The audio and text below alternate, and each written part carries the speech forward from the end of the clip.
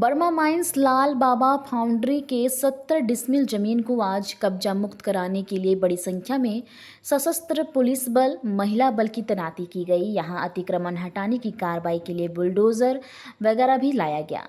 70 decimal जमीन से अतिक्रमण हटाने को लेकर टाटा स्टील प्रबंधन ने कोर्ट के साथ साथ जिला प्रशासन, पुलिस प्रशासन से जरूरी सहयोग की मांग की। अतिक्रमण मुक्त कराने की कार्रवाई जमशेदपुर कोर्ट ने नाजिर धीरज कुमार के नेतृत्व में की जानी है।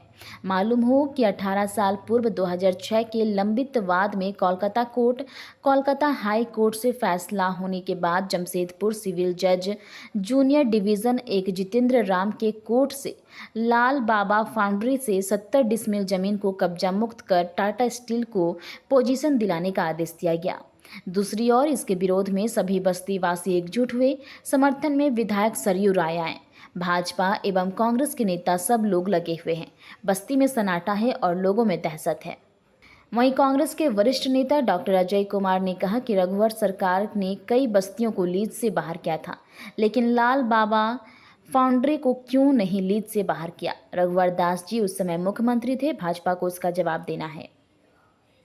छोड़कर अपना प्रचार प्रसार कर रहे हैं, इसे किस तरह देखते हैं एक व्यवसायी होने के नाते? देखिए, व्यापारियों का काम व्यापार करना है, ना कि दुकान बंद करके, प्रतिष्ठान बंद करके सड़कों पर उतरना है।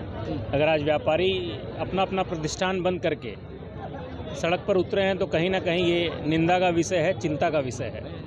हम व्यापारी वर्ग का काम है रोजगार का सृजन करना, अपने परिवार का भरण पोषण करना और रोजगार उपलब्ध करा करके अपने अधीनस्थ कर्मचारियों का और एलाइड सर्विसेज, मजदूर वर्ग का, टेम्पो चालकों का, कुलियों का, ट्रक चालकों का समन्वय बैठा करके सबके लिए रोजगार का सृजन करना। कहीं ना कहीं कोई ऐसी पीड़ा आई है कि व्यापारियों को अपना व्यापार बंद करने के लिए मजबूर होना पड़ा, जो कि शासक के लिए और शासन के लिए अच्छी बात नहीं है। जैसा कि हम लोगों को बताया गया कि यहाँ पर माननीय न्यायालय का एक तरफा आदेश आया है और जो भी व्यापारी वर्ग इससे प्रभावित हो रहे हैं, उनका पक्ष कभी भी कोर्ट में सुना नहीं गया। उनको ये पता ही नहीं था कि उनके खिलाफ केस चल रहा है। उनको पक्ष सुनने के लिए, उनको पक्ष अपना प्रस्तुत करने के लिए मौका नहीं दिया गया है। अगर ये बातें सही हैं तो भी ये बातें उचित नहीं। हम सभी माननीय न्यायालय का सम्मान करते थे, करते हैं और करते भी रहेंगे। मेरा आप सबों के माध्यम से निवेदन होगा कि प्रभावित पक्ष को अपना पक्ष रखने का एक भरपूर अवसर देना चाहिए। उसके बाद जो भी न्यायालय का आदेश होगा उसका सब कोई सम्मान करेंगे, परंतु भारत का संविधान कहता है कि हर एक नागरिक को अपना पक्ष रखने का एक अधिकार है और हम लोगों का ये एक अधिकार है जिसको सब कोई को मिलना चाहिए। आज व्यापारियों के दुर्ग दर से हम लोग भी बहुत दुखी हैं, इसीलिए उनके आह्वान पर हम लोग भी यहाँ पर एकजुट हुए हैं। कहेंगे कि ये राजनीतिक प्लेटफॉर्म नहीं है। व्यक्तिगत रूप में मैं पहले व्यवसायी हूँ अपने रोजगार के लिए, उसके बाद किसी राजनीतिक पार्टी से जुड़ा हूँ। मैं आपके माध्यम से सभी लोगों को ये बताना चाहता हूँ, यहाँ पर लोगों को रोजी रोटी का आफत पड़ा हुआ है। 3 दिन से हम सभी लोग नहीं सो रहे हैं। हमारे ऊपर जो आश्रित हमारे मजदूर हैं उनके परिवार नहीं सो रहा है और यहाँ पर राजनीति लोग कर रहे हैं। मेरा आपके माध्यम से सभी राजनीतिक दल के बड़े नेताओं से मेरा आग्रह रहेगा कि आपका समर्थन के बिना हम ये आंदोलन नहीं कर सकते हैं, क्योंकि इसमें एक तरफ बहुत बड़ी कॉरपोरेट घराना है और उसके साथ लगे हुए शासन प्रशासन के लोग हैं। हम जो व्यापारी हैं बहुत ही छोटे व्यापारी हैं, लेकिन 50 वर्षों से लगातार हम सभी लोग यहाँ पर अपना सेवा देश को दे रहे हैं। एक बड़ा टैक्स पेयर के रूप में भी हम लोग सभी लोग यहाँ पर हैं और हमारे साथ लगभग 10,000 मजदूर और उनके परिवार आश्रित है। मैं फिर से टाटा स्टील और शासन प्रशासन के सभी लोगों से आग्रह करता हूँ, विनम्र आग्रह करता हूँ कि निश्चित रूप से कोर्ट का आदेश आया है, न्यायालय का आदेश का हम सभी लोग सम्मान करते हैं, लेकिन जब रोजी रोटी का सवाल है तो हम किसी भी परिस्थिति में जाने को तैयार हैं, चाहे हमारे ऊपर बुलडोजर चढ़े या हमारे में जेल भेजा जाए।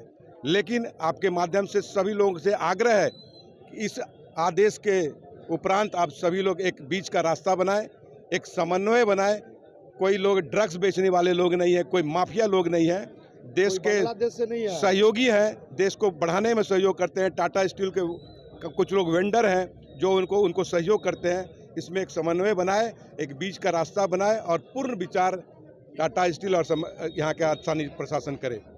आज टाटा स्टील के द्वारा हुआ क्या की बात की जा रही थी और उसके बाद जो विवाद हुआ क्यों? नहीं, विवाद इसलिए हुआ, बीजेपी वाले के हमारे साथी का ना कर राजनीति कर रहे हैं। हमने कहा कि देखिए हमारा मुंह मत खुलवाइए, और ये पूरा समस्या जो है, जब इनकी सरकार थी पूरा जमशेदपुर में बस्तियों को तो लीज से बाहर कर दिया। लाल बाबा फाउंड्री को क्यों छोड़ा? ये तो सवाल वाजिब है। अगर आप लीज से बाहर करते इसको, फिर तो टाटा स्टील की जो हैसियत ही खत्म हो जाती है। तो समस्या आप करोगे और राजनीतिक रोटी आप भी सेकोगे। ये क्या किस तरह का बकवास है? खड़े रहो ना मेरे साथ जब बुलडोजर आएगा। अब भाषण देके वहाँ धूप में जो है छाया वहाँ पर पानी वानी चला रहे हैं अपना, धूप में खड़े रहो, बुलडोजर के सामने खड़े रहो। बस इनकी जो है, इनको काम करने से मतलब नहीं है, सिर्फ बकवास फैलाने के।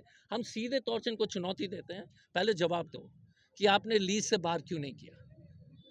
इसलिए टाटा स्टील कोर्ट जा पाया। ये तो डीसी का नोटिस नहीं था, सरकार की नोटिस नहीं थी, ये तो कोर्ट से आदेश करा दिया। तभी भी उसके बावजूद सीएम ने फोन किया और हम लड़ेंगे, बचाएंगे। लेकिन हमारा कहना है कि आपने पूरा जमशेदपुर में समस्या उत्पन्न किया और फिर राजनीतिक रोटी सेकते हो। पहले लाल बाबा फाउंड्री के जो व्यापारी हैं और यहाँ के स्थानीय निवासी हैं, वो माननीय विधायक सरजू राय जी के पास आते हैं और उन्होंने बताया कि हमें अचानक गुप्त सूचना मिली है कि लाल बाबा फाउंड्री जो है टूटने वाला है। विधायक जी ने कहा कि आप लोगों को नोटिस मिला है क्या? बोले ऐसा नोटिस नहीं, हम लोग गुप्त रूप से पता चला है। तो उसके बाद उन्होंने कहा कि आप जा करके कोर्ट में आप लोग जो है उसकी प्रति निकलवाइए कि क्या आदेश। प्रति जब आती है तो उसमें स्पष्ट है कि ये लाल बाबा बनाम टाटा स्टील का केस है। जो लाल बाबा जो यहाँ के ऑनर हुआ करते थे, उन्होंने सब लीज पे दे दिया लोगों को और सबसे रकम ले लिए। उनके जो पौत्र हैं, शायद कोई अग्रवाल जी हैं, वो सबसे रकम ले करके और कलकत्ता में रहते हैं और उनको कोई मतलब नहीं है, वो दिए और चल दिए। तो लाल बाबा बनाम टाटा स्टील का मुद्दा था, लेकिन यहाँ जो व्यापार कर रहे हैं लोग, इनका पक्ष नहीं रखा गया न्यायालय में, इसलिए ये मानवीय भूल बोली जा सकती है। उसके बाद जो है इन लोग परसों जो है कोर्ट में अपील किए हैं। आज उस डेट में हियरिंग है। हियरिंग में जो भी विषय आता है उसके बाद जो न्यायालय का आदेश होगा हम लोग देखेंगे। हम लोगों ने प्रशासन से यही मांग की कि आप लोग जो है, माननीय विधायक सरजू राय का भी यही सोचना है कि जो है जब तक कोर्ट का आदेश आ जाता है, आदेश आने के बाद में क्या प्रक्रिया होती है उस पर हम लोग बात करेंगे। लेकिन प्रशासन समय देने को तैयार नहीं है। वो हड़बड़ी में आनन फानन में जेसीबी मंगा करके, फोर्स मंगा करके लाल बाबा को ध्वस्त करना चाहता है। तो हम लोग उसके विरोध में यहाँ पर बैठे हैं और अगर आज कार्रवाई होती है तो हम लोग विरोध करेंगे। करीब 178 गोदाम है और उसमें काम ये 70 एकड़ में फैला हुआ और करीब इसमें 2000 जो है मजदूर, स्थानीय मजदूर काम करते हैं। उन लोगों के पेट पर आएगी। यहाँ जो व्यापार चल रहे हैं, जो राजस्व जा रहा है, उन सबों को नुकसान होने वाला है। सारे जो गोडाउन है यहाँ पे, और जितने, मैं सिर्फ गोडाउन की बात नहीं करूँगा, जितने भी बस्तीवासी है उन्हें लमसम यहाँ पे 60 से 70 साल हो चुके हैं यहाँ पे रहते हुए। और कल ही मैं एडवोकेट से सारी चीज़ें समझ करके आया हूँ रांची से। जो चीज़ें हैं यहाँ पे, मैं आपको बताना चाहता हूँ कि 1979 में जो लाल बाबा थे, उन्होंने कलकत्ता से इसको ऑक्शन में ख़रीदा था। तो उसके बाद उन्होंने सभी को जो ओनर्स है और उसको फिर सेल कर दिया। हमारा भी यहाँ पे 2000 से गोडाउन है, सन 2000 से हमारा यहाँ पे गोडाउन है। और बात ऐसी है कि इसमें हुआ क्या है कि हमें पार्टी ही नहीं बनाया गया है। और ये केस जो चला है, आपने भी पढ़ा होगा, ये 1996 से है। तो 79 से लेकर के 1996 और उसके बाद भी जो ज़मीनें बेची गई हैं, तो इसका मतलब सारे जितने भी ओनर्स हैं सबको पार्टीज होना चाहिए। बस आप जो अभी क्या देख रहे हो, टाटा स्टील वर्सेस लाल बाबा, तो ये कैसे पॉसिबल हो सकता है? जब ज़मीनें सबकी हैं तो सबको पार्टीज बनाना चाहिए। तो ये सारी चीज़ें हैं। और जब आपने भी देखा होगा, चाहे वो सरकार की हो चाहे टाटा स्टील की हो, जब भी वो कुछ भी खाली कराने या खाली करने के लिए आदेश देते हैं, वो आपको नोटिस भेजते हैं। 1 नोटिस भेजते हैं, 2 भेजते हैं, 3 भेजते हैं, पर हमें एक सिंगल पेपर तक यहाँ पे रिसीव नहीं हुआ है। क्यों? और यहाँ पे मैं आपको बताना चाहूँगा, यहाँ पे 250 से ज़्यादा गोडाउन है और जस्ट गोडाउन के पीछे वहाँ पे आपकी बस्ती है, जहाँ पे नहीं भी तो 5000 से 10,000 लोग रहते हैं। और यहाँ पे जो मजदूरी करते हैं, डेली वेजेस में जो लोग काम करते हैं, वो लमसम आपका 4000 से 5000 लोग यहाँ पे डेली काम करते हैं। इसका मतलब आप क्या कर रहे हो? ये तो सारा साल गलत हो रहा है। सिर्फ हमारे साथ नहीं, वो जितने भी लोग हैं जो यहाँ पे काम करते हैं, जो यहाँ पे मजदूरी करते हैं, उन सबके साथ यहाँ पे गलत किया जा रहा है। और मैं आपको बताना चाह रहा हूँ कि अगर खाली ज़मीनें हैं जो कोर्ट में पेश की गई हैं, गलत पेश की गई हैं, यहाँ पे सारी खाली ज़मीनें हैं, तो आप मुझे एक बताओ कि टिस्को यहाँ पे पानी की सप्लाई कैसे दे रहा है? पानी की सप्लाई के साथ बिजली बिल कैसे आ रहा है? हमें GST नंबर कैसे मिला?